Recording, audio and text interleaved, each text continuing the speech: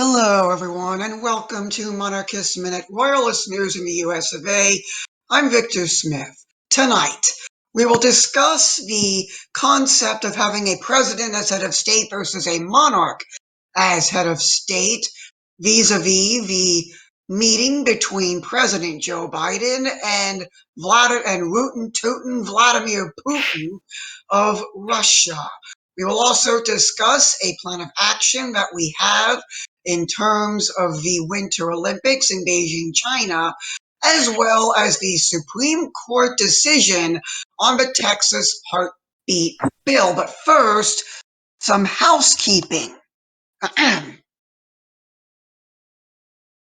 Some housekeeping. There will be an event hosted by Monarchist Action on likely to take place January 29th, 2022, in the historical district of St. Augustine, Florida. That is January 29th, St. Augustine, Florida's historic district. The event will be either a conference/rally, and the number of participants determines what will happen.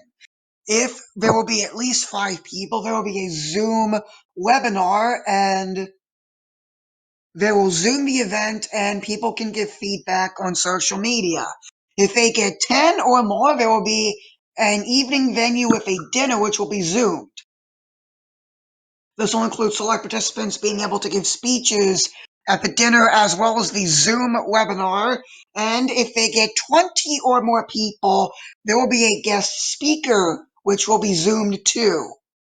This will be able to speak on the topic of monarchism and will include both dinner and venue, as well as a Zoom webinar. So if at least 5 people show up to St. Augustine, Florida on January 29, 2022, there will be a Zoom webinar, which is sort of a conference for American monarchists. For more information, please see Monarchist Action on Discord. We will link to them in the description of this video, and we will go from there. Also, we have partnered with a YouTube channel called Royalist Party of America. They have more short-form videos promoting monarchism in America. We obviously have longer form videos. If you want more bite-sized pieces, go to Royalist Party of America. Link to them is in the description below. Now, our first topic, the abortion law in Texas. The Supreme Court voted 8-1 in favor of keeping the law in effect. Unfortunately, they have left open the possibility for baby killers to sue and go up the chain of command as well. And joining me to discuss this are Charles York and John Arness. William Stout is going to be a little late. Charles, you get first word. Well, it's good news that the court allowed the law to stay, so that's obviously a win that we should celebrate. It's a little disappointing that they're allowing these, lawsuits by, pro-abortion activists, but hey, it's a start. And apparently, the law, which is already in effect, is having some improvement on the situation, as abortions have reportedly, I think I read it in the BBC, have already started to drop dramatically in the state of Texas. So that's good. If I was to wager what would happen, assuming the law just stays in force, people will get day after pills, or as I like to call it, abortion in a can with plausible deniability. So that obviously isn't particularly great. Obviously, the next step would either be for Texas or another state to push it even farther and see if they can get a complete and total ban on abortion, which would be great. Or at the very least, try to find a sweet spot of banning day after pills and then having laws where abortion is illegal before most people know that they're pregnant. So most people so there's like the sweet spot where abortion is practically banned. Now, obviously, we want it fully legally banned, but I would say that if we're taking small baby steps, that would be a good step for Texas to take, is to try to ban contraceptive pills. John? As always with these cases, it's all steps on the way to the ultimate goal, which is no abortions. Yeah. Yeah. I think it comes with what's happening politically. Every white pill that you take is going to come with a little bit of black, a little bit of that black pill, A little bit and of vinegar. yeah, a little bit of kickback. Unfortunately, it's just the times we live in. Unfortunately, that nearly everything we do is going to have some kickback. Every win more conservative minded people in America are going to have, it's going to come back and kind of kick us in the mouth in a little way. And it's like Kyle Rittenhouse. For every Kyle Rittenhouse trial you have, uh, a Chauvin trial, or you have something like that, which was obviously politicized in another way. So, and though Chauvin was proven guilty in a court of law, it's still crazy to think about that, with every win, going back to abortion, with every win you have, there's going to be kickback from people who, an ever growing amount of people who disagree with you. And this problem has been prevalent in the democratic system, and we'll kind of get to why it's like this when we get into the president versus the monarch. But it's a win, and I hope it gets pushed further. But I don't know if I'm going to take that white pill just yet, that positivity pill just yet, because that's just the way our political game works, that it just is a game of hacky sack. And it's probably going to kick back into something more progressive, anything like that. This is what happens when you let the pendulum swing. And, I believe it was Sir Cardinal Newman. He was specifically talking about just the Catholic Church, but he gave this, beautiful, obviously, as this was his way. English Catholics seem to have a knack for being great writers. Tolkien. Anyways, but he said that church history sort of seems like the church is gaining and losing in every part of her territory, and I feel like that is sort of the case everywhere when it comes to truth. So obviously that includes the Catholic Church, but also in areas where the Catholic Church has their vested interest, which is preserving life and upholding the rights of God and the Church. Um, but yeah, it's one of those struggles where as soon as we close one front or gain on one front, we're going to receive pushback from another, or receive pushback on the same front, because that's just the nature of things. But the field was won before. It can't Yeah, be. I It mean, can't be again.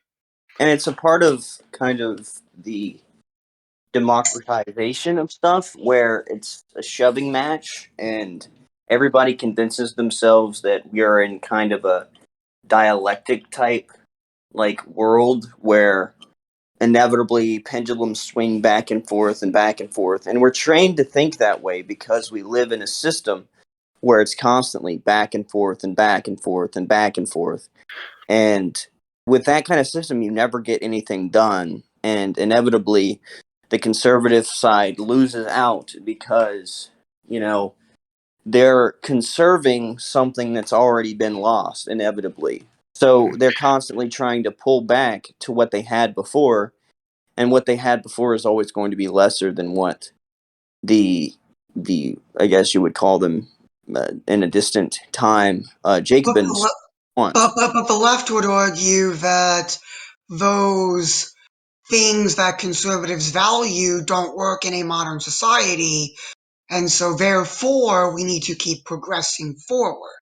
Well, the thing is, like, Progress. historiographically, there's no forward. Like, history doesn't work the way most liberals think it does. It fluctuates. It doesn't. Yeah. There's not this. America is ingrained in us from the highest into the lowest rungs of our educational system that there's this constant march towards democracy, and it's just not the case. Yeah. We saw that in the 20th century, where yes, there was democracy, but there was also hyper authoritarianism. So it's obviously not working. This constant march towards democracy, and what we've realized in the American front, we are enforcing our ideas on other people. And this can be seen with what we talked before with Barbados and other the entire Western Europe was all influenced by us. And that kind of stuff will destroy like when you have kind of a hegemony, like you don't just because you call yourself a democracy, it doesn't mean you're enforcing the future. You're just enforcing what you have for the time being, and eventually you'll lose that. And that's what history proves. It's not secular, but it wanes every now and again. There's not a constant march towards one ideology, is what I'm saying. And everybody's like, "Oh well, one day we'll live in a hyper democratic, society which everybody votes on everything." And we just become a hive mind from that. And like that's not how history works. It's not inevitable. And that's the thing that we need to start teaching the people And Yeah. here and the people on YouTube. Well, yeah, I mean, just and I think that another thing is that history, does have its grand story, but that grand story is the story of salvation history. Everything else is, Yeah. I mean, what I'm is assuming history? But it is, but the I believe it was Charles. Yeah, it was Charles Coulomb. Um, what is history? It is the movement of the will of God through time, set against a backdrop of innumerable free wills. yeah. And That's and like history from a human context, from I guess a secular context, is a lot more complicated than people think. A lot more people think of it as kind of a march towards democracy or a march towards in a supernatural sense it's a march towards salvation, but in a way it's not a march towards democracy. it's really a march toward the ultimate form of democracy, which is mob rule. well, no. I mean, no. I mean, Well, that's the no, thing. it's not a No, no, no. march towards anything is what I'm trying to say. Yeah, It's no. I mean, from a human history. context. No, I mean history.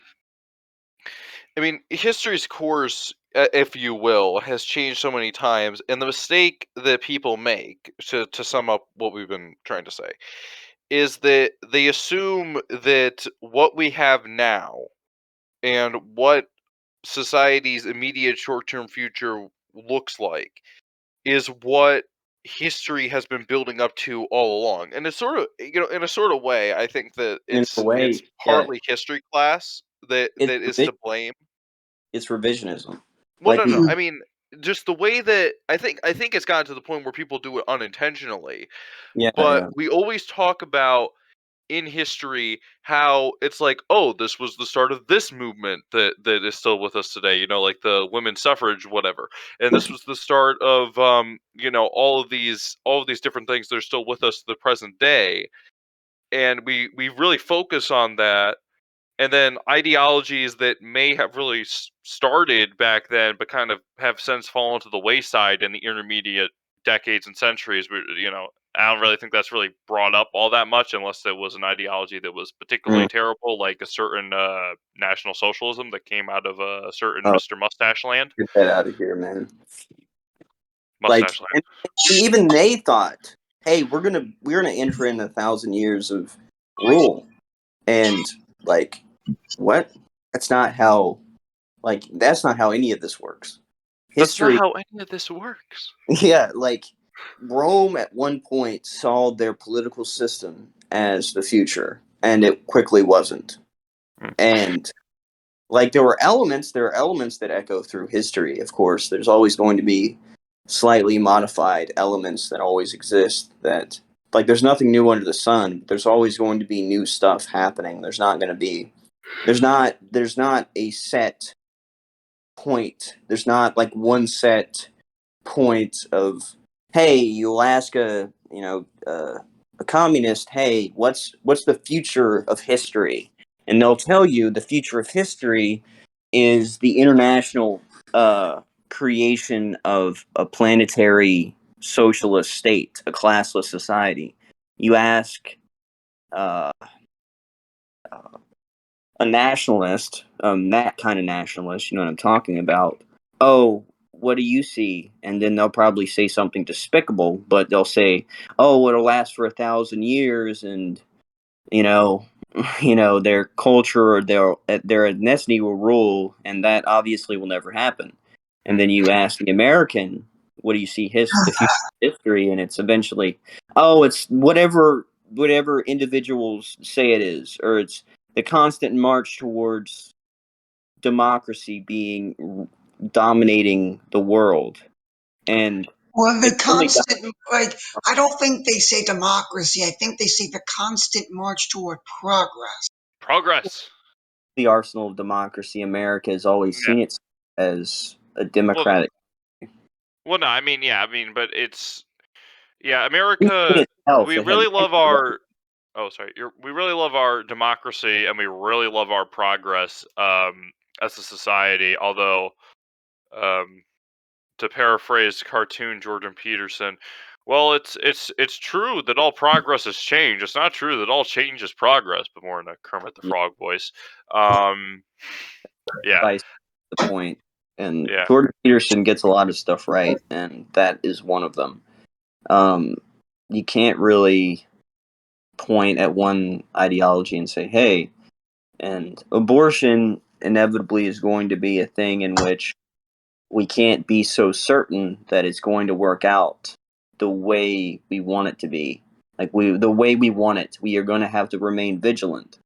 And if you Of don't remain course. vigilant and you start saying, "Hey, there's going to be 1,000-year monarchy," or "Hey, there's going to be 1,000 year something like that," that's when you start diving into uh kind of The bad it's about stuff. Yeah, it's about making that a reality. It's not about shouting that on the rooftops. It's about, because for the sure. more you shout that, the more you will incur, and that's just No, Okay. nothing. Yeah, I think we've exhausted this point.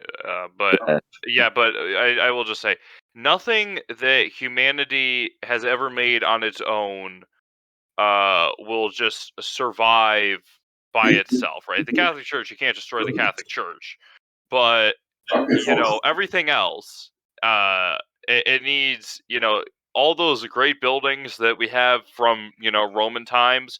Those just don't. Those, if you just leave them to sit around, they'll just fall into ruin, right? I mean, you need to maintain them. It's the same thing with any political institution that we set up, right? You need to clear the cruff once in a while, as it were. Um, yeah, but I think we've exhausted this point into the ground. yeah, We beat it like the horse. Well, I will say though that they see progress very differently than whatever people see progress to be. And we are all progressing toward the end, but what do you believe that a reversal of Roe is necessarily good enough? Like, reversal of Roe meaning abortion is now a states' rights issue as opposed to a federal issue, or would you rather see a federal constitutional amendment banning abortion? We don't need a constitutional amendment banning abortion. All we need to have is the Supreme Court saying that, okay, people cannot be deprived of their life, liberty, or property without due process of law. Which, correct me if I'm wrong, but that's kind of in the Constitution, is it not? And therefore, you can't kill it. And given that children are people, they're human. These unborn children are still people. Um, they have their right to life, liberty, and property. Although I don't imagine that a baby is going to be owning an estate in Florida anytime soon. But they have their rights to life, liberty, and property as much as any of us. Well, there are babies that have held crowns before. Well, yeah, but I highly doubt they're like, I crown you 3 month old fetus, king. We don't know your sex yet, so we don't know whether or not you're actually going to be a king or a queen, king of these lands. But because we exist at a time before ultrasound. No, but no, really, all we just need the Supreme Court to acknowledge what is in the Constitution and what has been common law precedent for basically ever since we've had common law, that unborn children are still children, right? It used to be, correct me if I'm wrong, but if you murdered a pregnant woman who was visibly pregnant, you would get tried on 2 counts of murder. Correct. I believe Yeah, that's still that right. is still in effect, I believe. Yeah. Unless the mother wants to kill it, then it's fine. Yeah, then you only get 1 count of murder. There you go. Just encourage the victim you're planning on killing to get everybody to believe that she was planning on having an Yeah, abortion, and you only get 1 count of murder. Saying, you say, "Hey, do you want an abortion?" And then it'll all be all right. And then you can say, "Hey, she wanted me to assist her in suicide," or something like that, because we don't care about life anymore. Yeah. And going back, Suicide pods in Switzerland. yeah. And going to your point, I say it's a win, but at the same time, it needs to be pushed that, it's something unacceptable religiously speaking. It should be something unacceptable civically speaking, and it's something that needs to go away. And I think that doing what Charles said would be good enough. And I don't like the term good enough, because it implies that we need to settle, and we don't need to settle. We absolutely don't, because the other side is not going to settle. Yeah, And abortion. You have to understand. I think this is something that we do get into when it comes to political debates. There is a difference between purely economic and whether or not we should increase the tax rate, 0.5% or lower it 0.5% or yeah, anything. But there's a difference between those issues, which are not in themselves. It's not immoral to either support or oppose that tax necessarily. But the but when it comes to things like abortion, which are moral issues, there is no room for compromise, right? We can meet in the middle and say, "Oh, we'll only increase the tax 2.5%." But, when it comes to moral issues like this, there is no such thing as compromise. And there can't be. Okay, we can't say, "Oh, we'll only." I mean, abortion. The abortion thing is a specific case, because right now in my home state of Michigan, there's technically a law on the books that has abortion illegal. The only problem is that it can't be enforced because of Roe v. Wade, and because of our system of government, obviously Trump's fed Trump's state. But what was I saying? Oh yeah, so I mean, you could say, okay, we'll make a law that we'll make a heartbeat law, because it seems that heartbeat laws are hopefully going to be deemed acceptable to the court. So we'll make a heartbeat law that says, okay, this law is only in effect so long as Roe v. Wade is still in force. But if Roe v. Wade ever goes away, then then this law will be dropped, and then the old law, which says abortion is illegal, will be in force again, right? Which I think Texas already has a law that says, or some other conservative state, but I think Texas, that says if Roe v. Wade is overturned officially, we'll just automatically make all abortions illegal. Um, so that's something that we could do, because in that case it's not so much compromising with evil, it is still a measure to preserve life, because We technically should it probably says, clarify. We should probably clarify that we mean elective abortions, not things like ectopic pregnancies or anything yeah, else yeah, that. yeah, like, because in those the instances, to use the old intentional. trolley I more call it the intentional murder of a child, as yeah, opposed to the unintentional murder of a child. yeah, because because in those cases, if you imagine the trolley problem, where it's kill the baby is unfortunately on both tracks in those cases. Unfortunately, whatever you do, whether you don't undertake the surgery or you do undertake the surgery, the baby is going to die either way, unfortunately. So it's an issue where taking the surgery, while tragic, will kill the child. If you don't take the surgery, both the mother and the child would die, which would be a graver dysfunction. But anyways, what I was saying earlier, so these laws that, because obviously I don't want just a heartbeat law. I just want abortion to be illegal, period. But having that may seem like a compromise with evil, but what it does is ensure that less abortions are happening. um I think I already said with this Texas law, 6 weeks or whatever, less abortions are happening. So that is a good thing, even if it is still revolting that we have to say that yes, technically abortion is still legal prior to 6 weeks. It is good that less abortions are happening, and while we live in the system where the Supreme Court doesn't have its head on straight, um, while we live in that world, is whatever we can do to minimize the number of abortions, even if hypothetically, even if technically that law still allows for abortions, it's better to enact those laws than to just wait and hope the court just overturns Roe v. Wade. And That's I very think limited. part of this lies within patience, gradualism, waiting. That's what progressives did. They waited.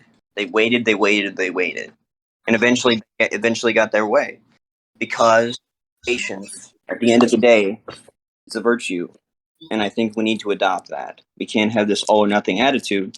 Now, obviously, we want it all. We want all of this gone, absolutely.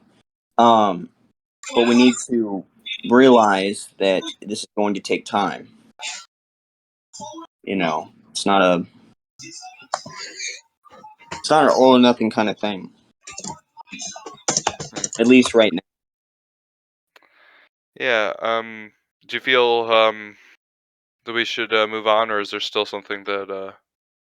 I believe that we have discussed this to death, so we will now move on.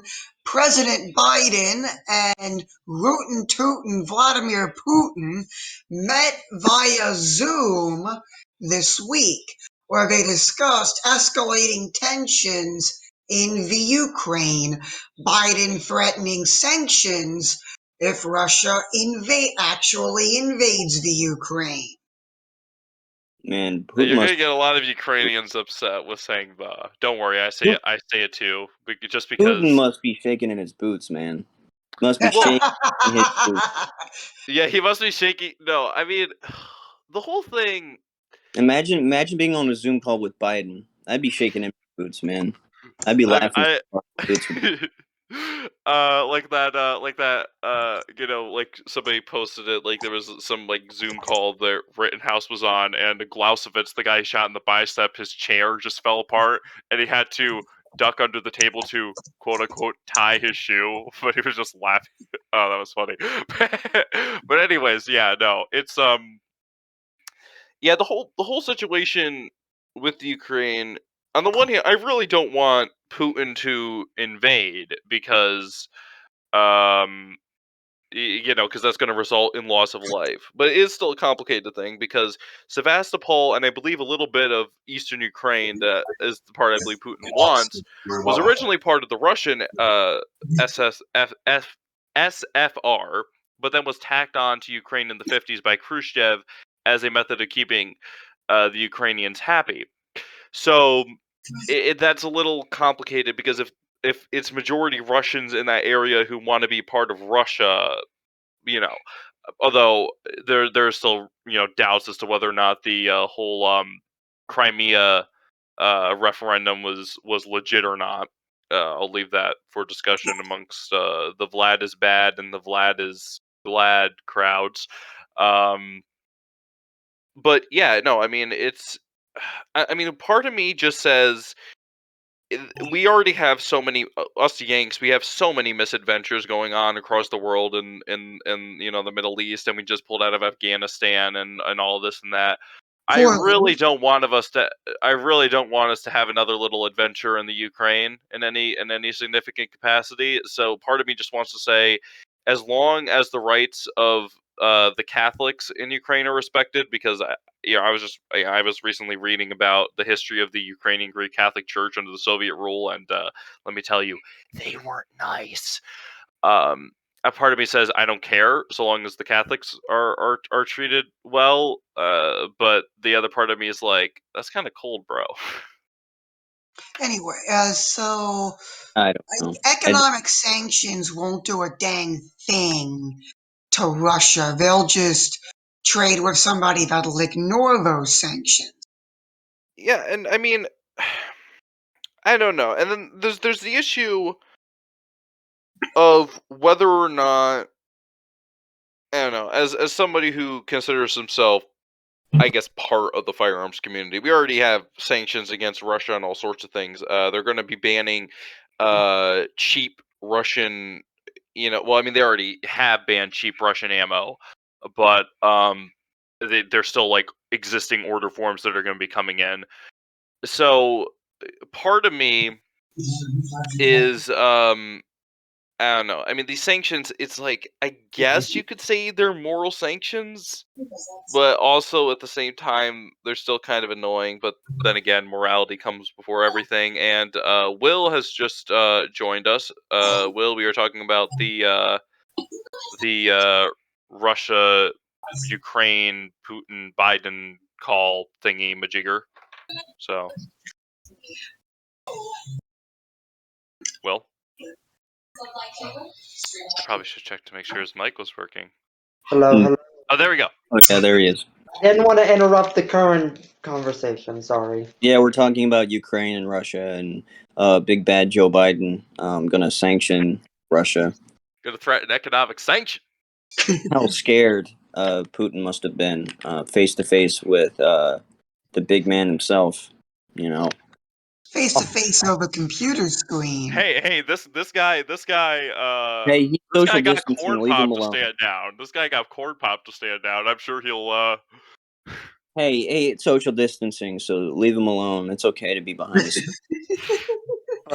Honestly, What? Russia is a nation that's so used to economic isolation it would never work. It wouldn't. Oh, We have our hands in so much garbage, man. Like, I don't know. Part of me yeah. just thinks we need to step back and keep our own country together before we worry about everyone else's. I don't know. But actually, though, I would like your opinions on this, because Putin has proposed 3 things, which I guess maybe will get him to hypothetically not go after Ukraine, maybe. 1, assurances that Ukraine will never join NATO. 2, that we stop conducting military exercises near the Russian border. And 3, that we NATO will not station any troops in the Ukraine, or Ukraine, however you want to say it. I would like to now, assuming that Putin actually intends to keep his promises, or just or maybe just uses a little bit of less violent manipulation to get a referendum called in those areas to get those Russian populations back to the motherland. What do you guys think that that is a reasonable request? This smells like a Neville Chamberlain and Czechoslovakia scheme. The only reason NATO has any activities or business in the area of Ukraine is due to Russian aggression.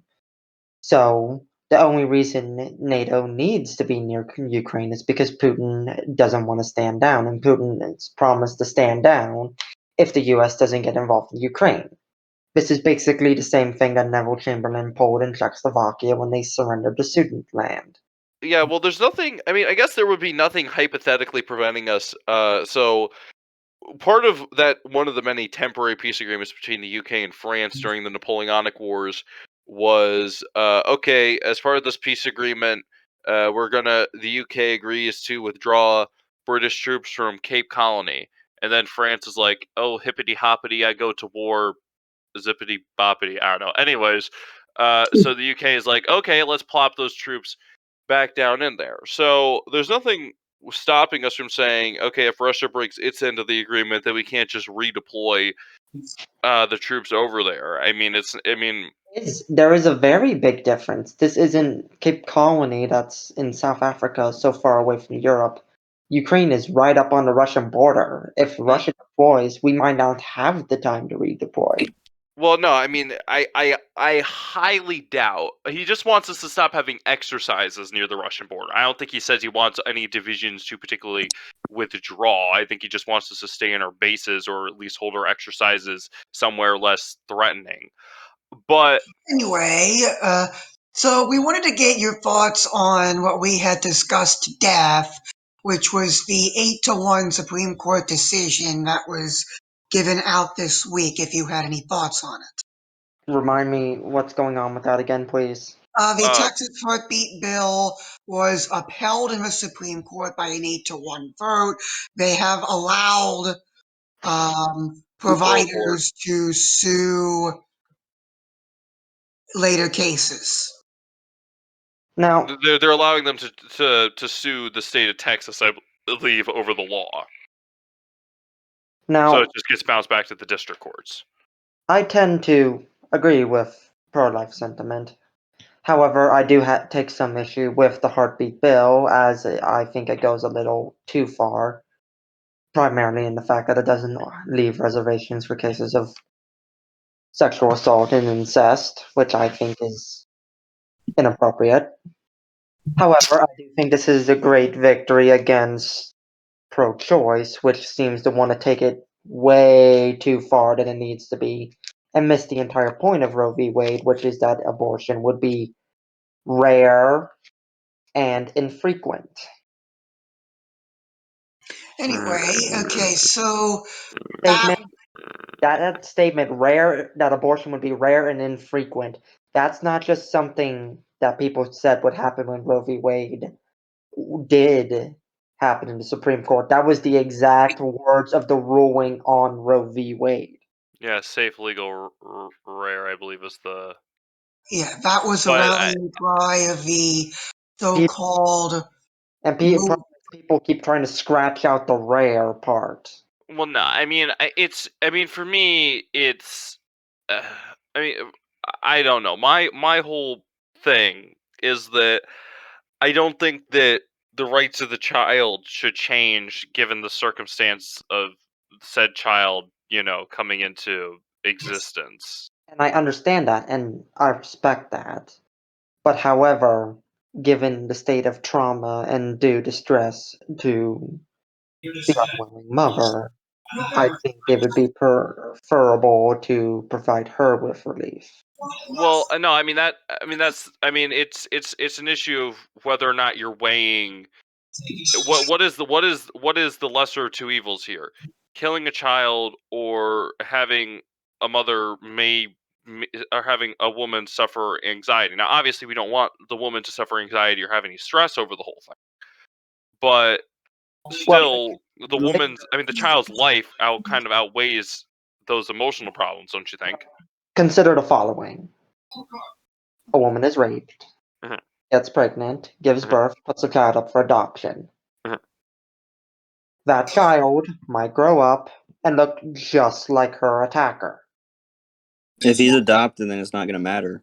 No, when he turns 18, those papers get released and he can learn who his biological mother is.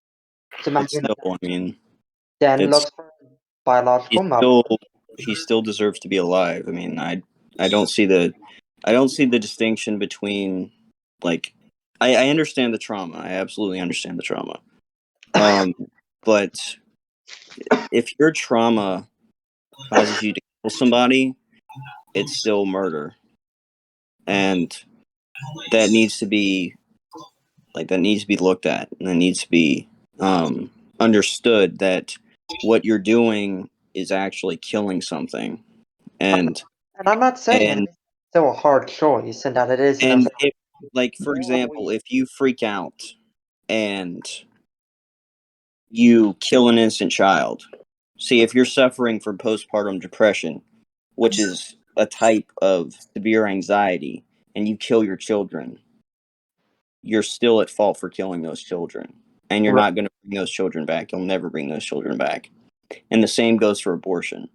If you decide to kill your child, and the child might be associated with bad memories, just like if you had postpartum depression, you're still killing the child.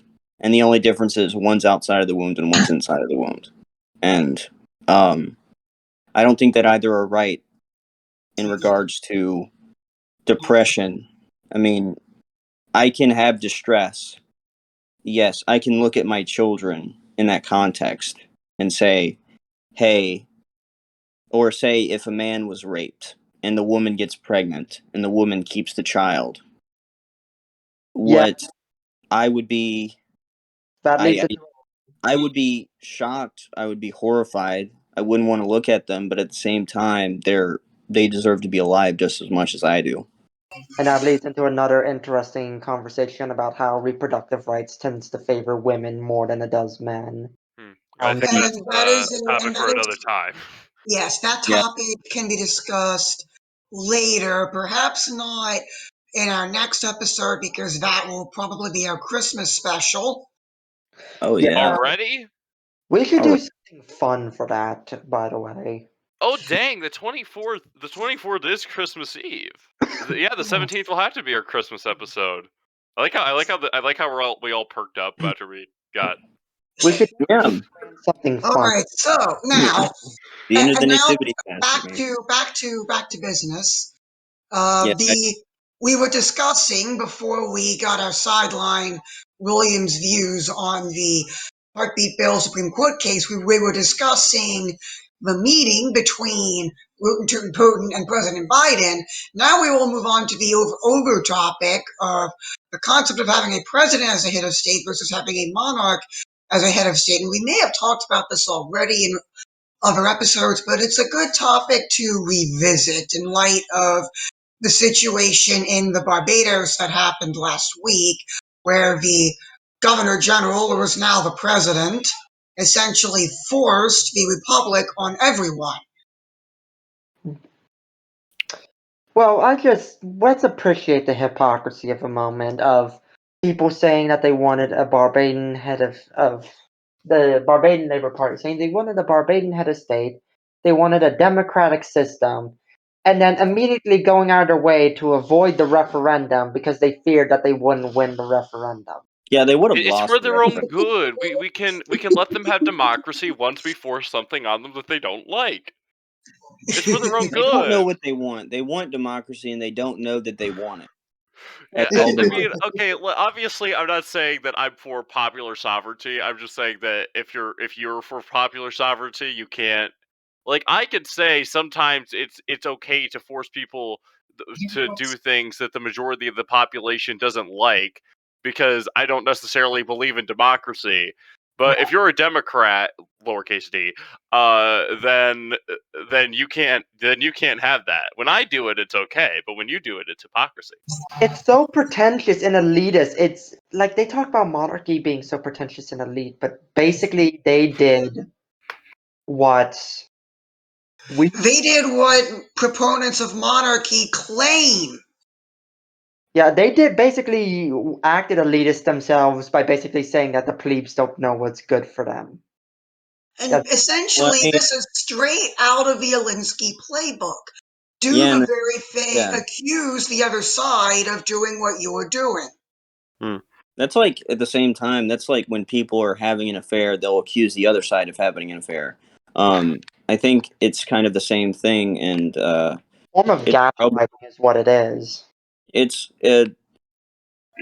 and a part of this is just us kind of lampooning like democracy, but at the same time, you know, do we It's really want this kind of stuff on a whim?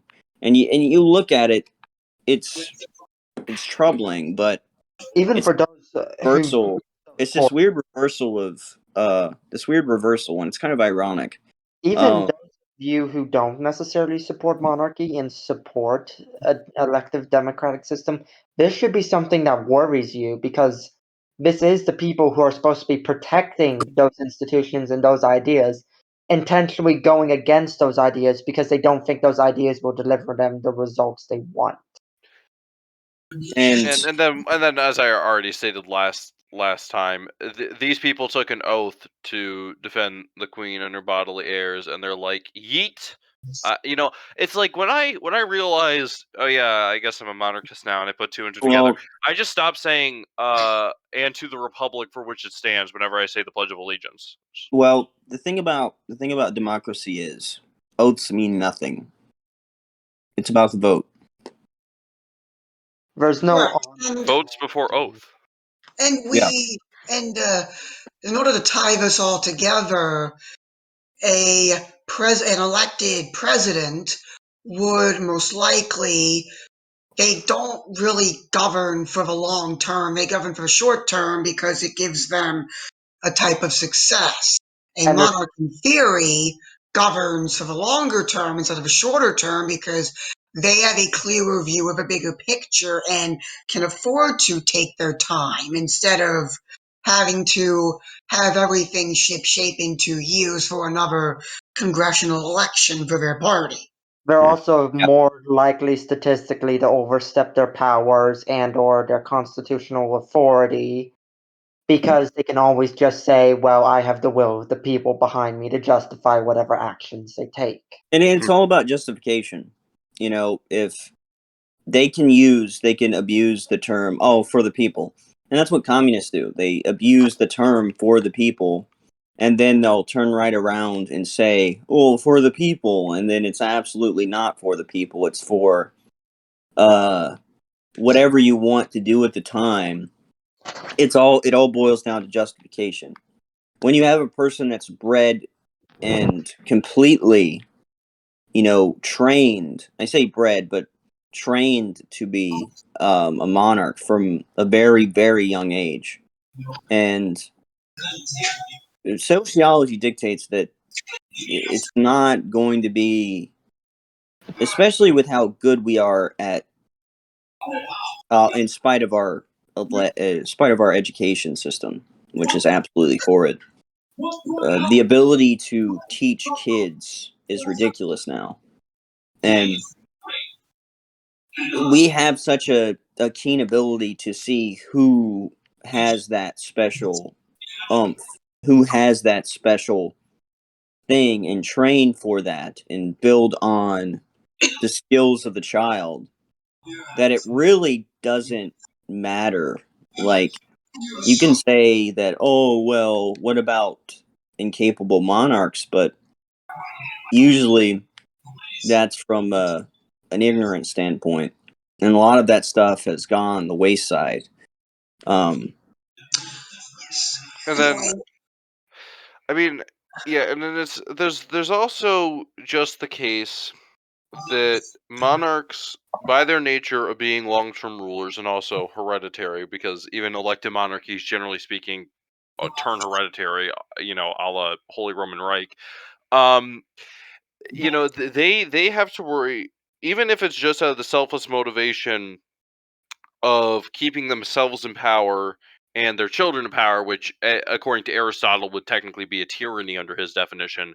Even if that was the case, even Aristotle says that tyrannies, the longest surviving tyrannies, were those where the single tyrant improved the lives of the citizens of his city, not because he actually cared for the citizens of his city, just because he tried to keep himself in power.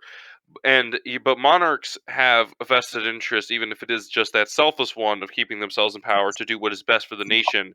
And since there's no term limit, if he enacts a policy that is disastrous and he has suspicion that it is disastrous, then he, or at least his son, is going to have to deal with it. It's not like Lyndon B. Johnson, who embarked on his disastrous economic policy and then he just yeeted out, and everybody else who came after him had to deal with the consequences. Why did Kennedy pick him to be his VP? Probably because he wanted to shore up the vote in Texas, and Johnson was a Southerner.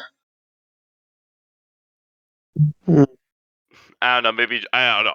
I'll just stick with the conspiracy theory that JFK wanted another 3-letter acronym. Anyway, we have. By the way, watching last week's episode. How dare you boys bad talk FDR behind my back? It wasn't. We can't. Okay, in my defense, I wasn't thinking about behind doing this behind your back. If you were here, I probably still would have badmouthed him. Once Yeah, again, nice would have accent. offended him.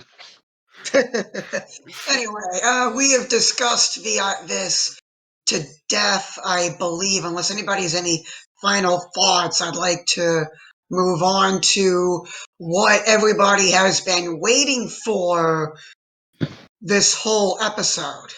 What we've been waiting for? What? What's up? So we have decided to call for, and I realize that countries are doing diplomatic boycotts of the Olympic Games, but we want the United States Olympic Committee to go a step further.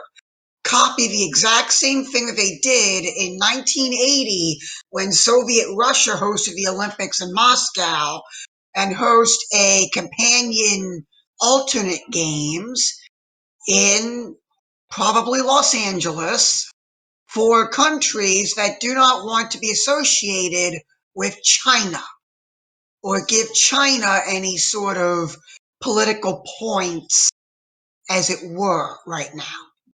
So shame on the USOC for not backing the athletes out of Tokyo and putting in their own games for nations that don't want to send their people to China to You mean go to.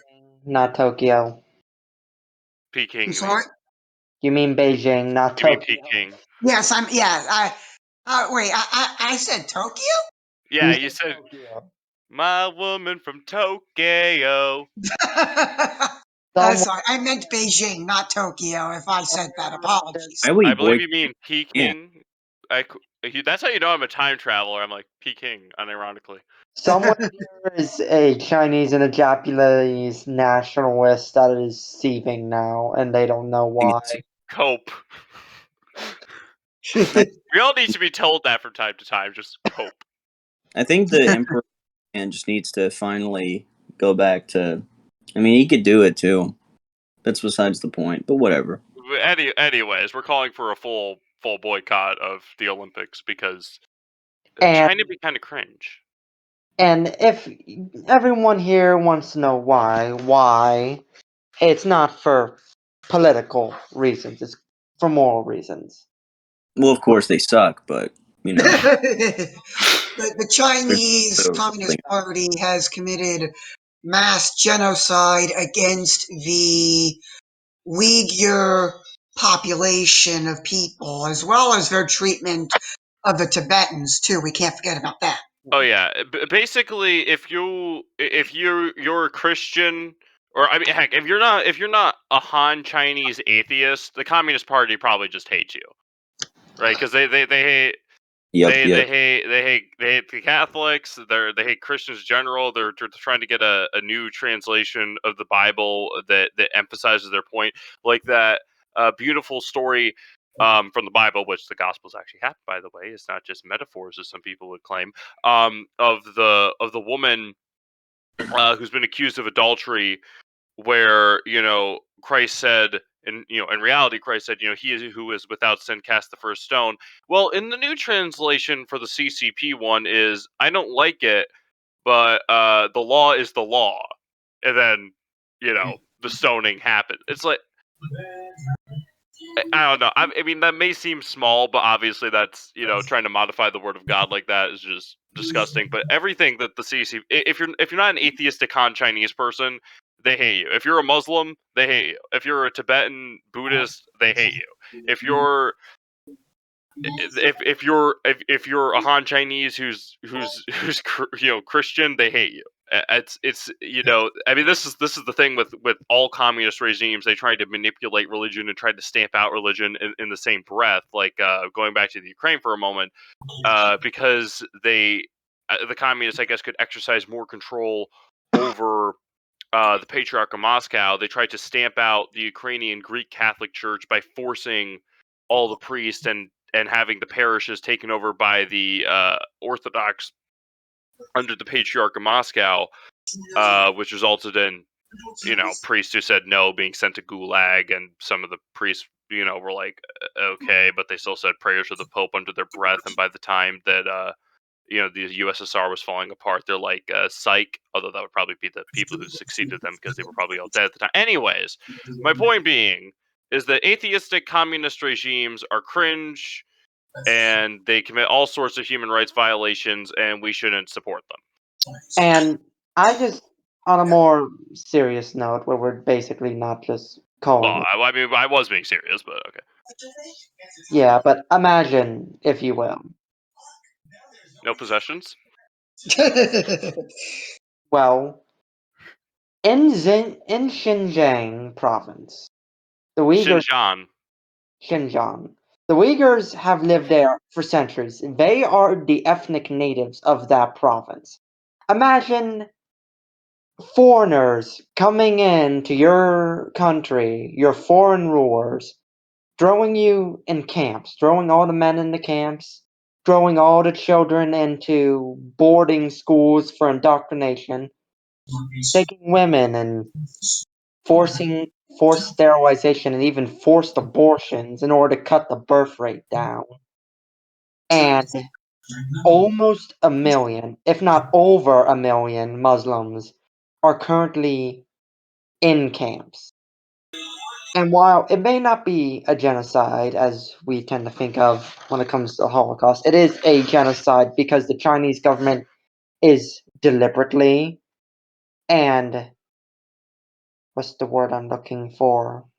Intentional? Meditatively No. trying to stamp out the Uyghur culture, the Uyghur people, and they're not doing it through extermination. They're doing it through indoctrination, they're doing it through sterilization, and then they're moving Han Chinese from the overpopulated China proper into the province to basically displace whoever's left.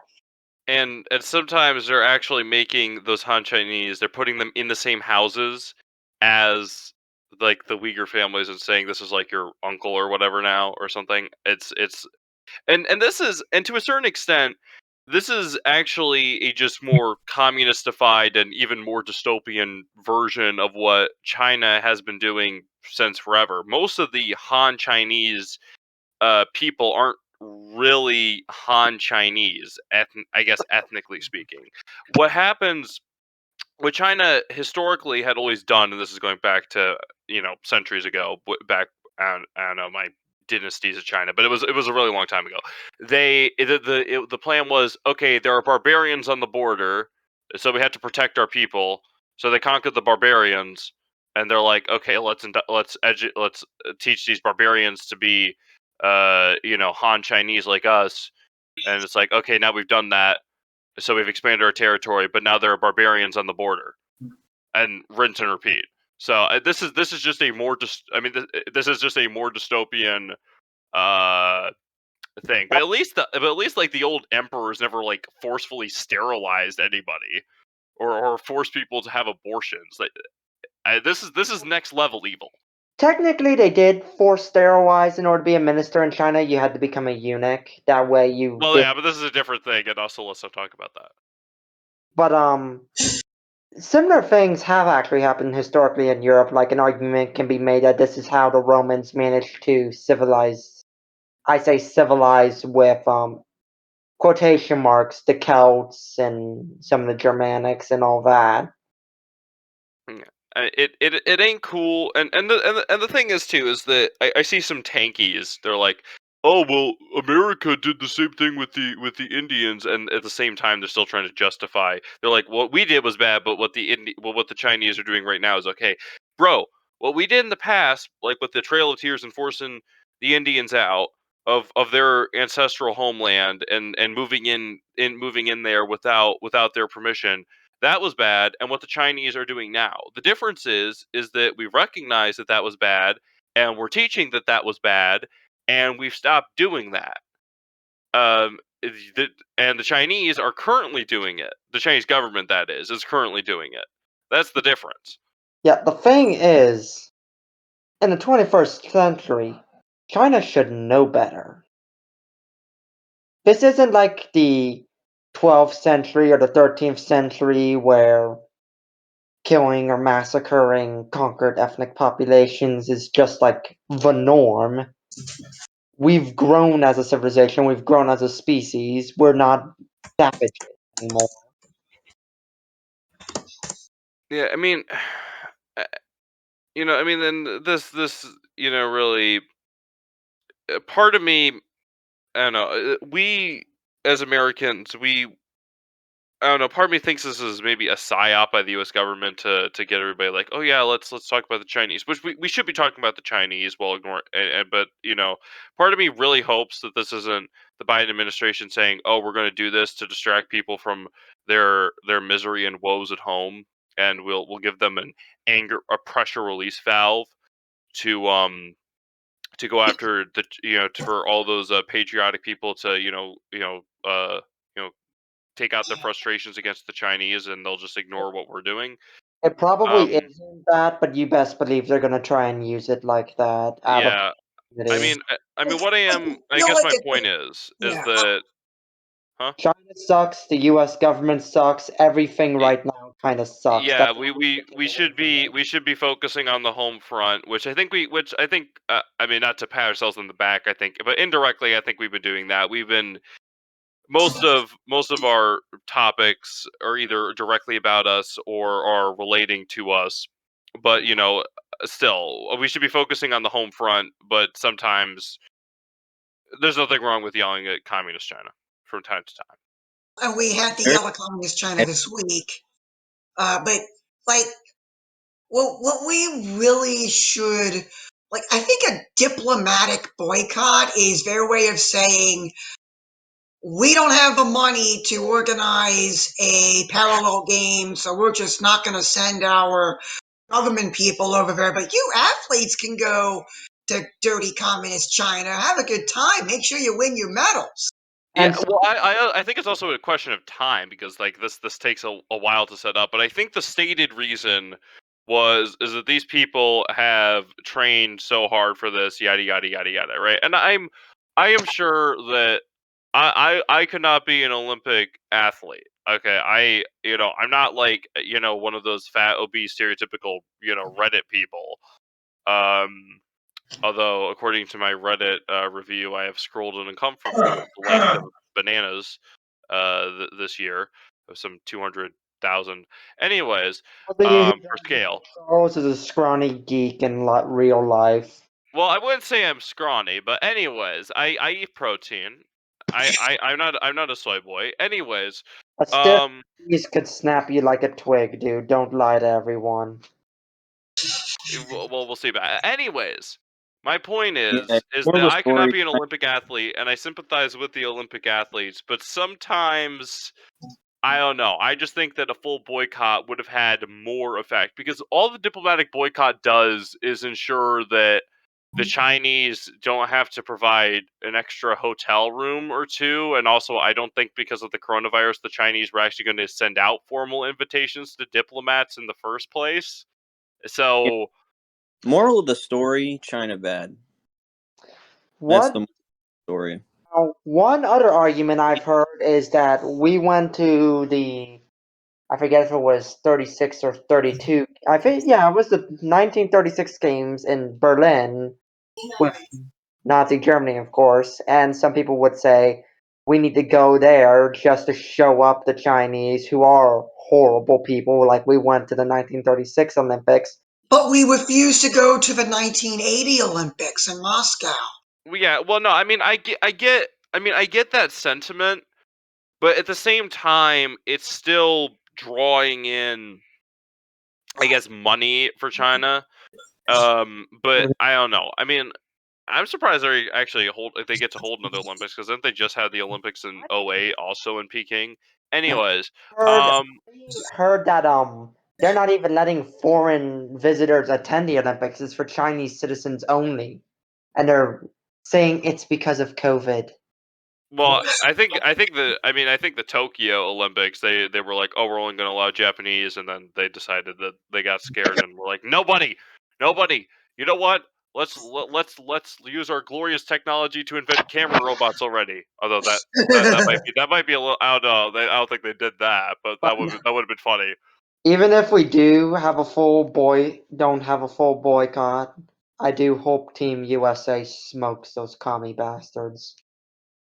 Yeah. No, Amen. and the best part Amen. is, according to the Chinese government, China won the medal count of the 2020 Olympics, which was in But 2021, but Sounds we like actually won the medal count because the Chinese government on Chinese TV counted Macau and Hong Kong and Taiwan as Isn't that part of China for the Chinese TV medal count. free Hong Kong. wait, does Hong Kong has an Olympic team? I thought they weren't allowed to compete. Hong Kong has their own independent Olympic team, yes. Oh right. They get to compete as Taipei or whatever, and they can't use the Taiwanese flag. They just have to use the generic Olympic flag, sort of like how the Russian Olympic Committee. That's Uh, Taiwan. that needs to Yeah. is meriting a boycott too, because Taiwan's a country. It's a country. Shut Yeah. up. Yeah, and I They guess deserve their own flag. They deserve to have their flag up there. Honestly, half of Taiwan's problem is that they still don't accept the legitimacy of the People's Republic of China, which I understand why. But I feel like Taiwan would get a lot more legitimacy if they stopped pretending to be the legitimate Chinese government too, and they just accept the fact that the mainland has yeah, been but for 50 years now. calling the mainland West Taiwan officially would just bring so much joy. Well, no, I and don't then care what you know. Communists will always be occupiers in my mind. I prefer to call it Great Qing, thank you very much. yeah. No, I mean I guess to wrap. Oh no, our social credit score is dropped by 5 billion according to Lower it Joe further. Carpa. No, So yeah, get rid of all our social credit scores. See what you care. Anyways, see how we care. No, I mean, I guess also a wider point because it just also just have to be the Olympics when possible because this is the thing. Chinese made goods are cheaper, and so some people can't just afford always to buy the American or Western alternative. Preferably we would all be buying our vodka from glorious Catholic Poland and avoiding Sweden and Finland and other strongholds of Protestant barbarism. But no. if But anyways, if uh, vodka from non-Slavs, that is not vodka. That's just rubbing alcohol that's watered down. If it's apparently I've heard. I don't know. I never tried it, but apparently I've heard that the Finnish make good vodka. Anyways, that's because 1 in 10 Finns are crippling alcoholics. So or maybe it was just because they were a part of Russia for so long. Anyways, well, we'll just say it was the Slavic influence. Finns are. Anyways, as somebody who's a quarter Slavic, we have our reputation to keep. Although being Slovak wine's more of our style. But anyways, my point being that if possible, try to buy American or from other countries like like Poland and maybe I mean, obviously, we as a country are not necessarily in the best moral shape either. I mean, obviously, we're still better than the Chinese because at least right now we don't force abortion, in certain cases. But when possible, try to buy from good countries. Because some of that money inevitably is going to be tax revenue for that government, and if you're putting, I would much rather see some of all that money of mine that has inevitably gone to foreign governments through tax. I would rather see that put in the hands of like a Poland or a Hungary Better than I yet, would a China. buy your goods from Latin American countries. Support our fellow Americanas. Buy American or Yeah, buy preferably by items from the local. I mean, States. if Buy possible, like local. yeah, like I mean, obviously produce just because of geography is gonna be local. But if you're if you need some chairs, see maybe if I your local furniture maker hasn't been forced out of business. The guy who makes the chairs himself rather than just being a supplier. I mean, all if he's actually furnitures in Ohio, I know, source a lot of their furniture from local Amish carpenters. yes. I saw I saw because my mom really wanted. She really liked, a roll top desk. We got her one, but we were just looking up at one online. It's like Amish furniture, and I was like, wait a minute. Incredibly expensive, but man, it's good Well, furniture. no. I mean, it's like a website for Amish people to sell furniture. Yeah, I don't understand how that works. How does that? They probably just. The Amish are allowed to have technology if it's for business purposes. Like, for example, you can have a computer if you need a website for running Oh, your business. So as Dang long as it, Victor! Stop breaking our stereotypic perceptions of a group of people. Anyway, speaking Yeah. of, I do believe that this is a good place to wrap up. If anybody has anything else they'd like to discuss. China bad. Yes. And now time for my last word. Since 1947, the United States Marine Corps has been helping Santa load a sleigh up with toys. With the Toys for Tots program, if you would like to donate your toys, gently used or new, go to toysfortots.org to find out how you can donate in your local community to help a child in need get some added Christmas joy in this Christmas season. Go to toysfortots.org to find out how you can donate a toy today. And that is a very good initiative that has been going on for many, many years. And and it is a very good thing to do to give to those who don't have. Now, what I will say Yeah. is that this Christmas, I think we should focus on doing something nice for, let's say, a neighbor we typically either don't get along with or a neighbor in need if we have one of those. And I think as we go into the Christmas season, I should probably remind everyone that, yes, Christmas obviously is a holiday of obligation for Catholics, but so is the next day, because the next day is Sunday. Base. And yes, and that is just a reminder that if you're Catholic, you need to go to Mass on both Saturday and Sunday. And you can also go to midnight Mass on Friday night and a Saturday morning, and that counts as well for the Saturday. But you have to go to two Masses on the weekend of Christmas on Saturday, and one on either Friday night or Saturday morning for Christmas, and Saturday night Vigil Mass or Sunday for the Sunday Mass. And those are ways you can fulfill that particular obligation to go to Mass for that Christmas weekend. We will see you for our Christmas special next weekend, and we will close in prayer. In the name of the Father, and of the Son, and of the Holy Spirit. Amen.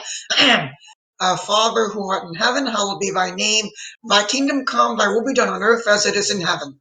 Give us Give us this day our daily bread, and bread forgive and us our forgive us our trespasses, as we trespasses, forgive those who trespass against us. And lead us not into temptation, but but deliver deliver us us. from evil. Amen. In the name of the Father, and of the Son, and of the Holy Spirit. Amen.